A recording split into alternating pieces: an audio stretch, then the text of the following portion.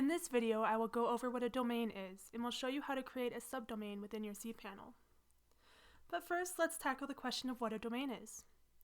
Your website content actually exists at a specific numerical address on the web, like 178.72. whatever.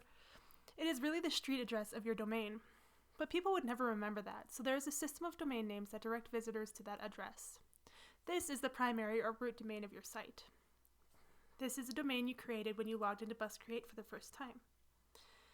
Using BuzzCreate, you can actually create an unlimited amount of websites. For each website you build, you will need to create a new subdomain. So, as you see in this image, you will have your primary domain, and any website you create under that will just be a facet of that space, each using its own subdomain.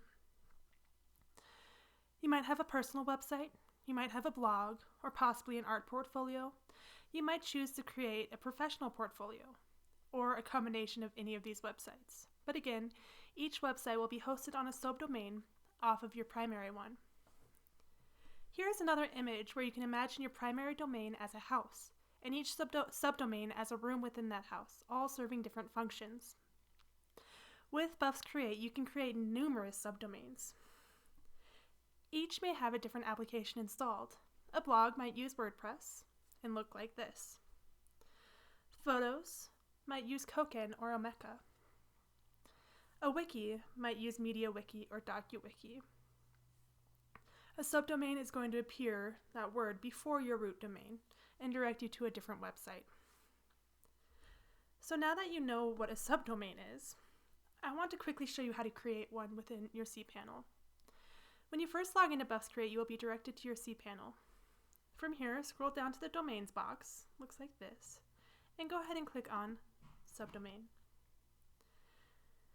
It'll take you to a window where you can create subdomains, but also see all the subdomains you've created in the past, and you can edit and remove these subdomains.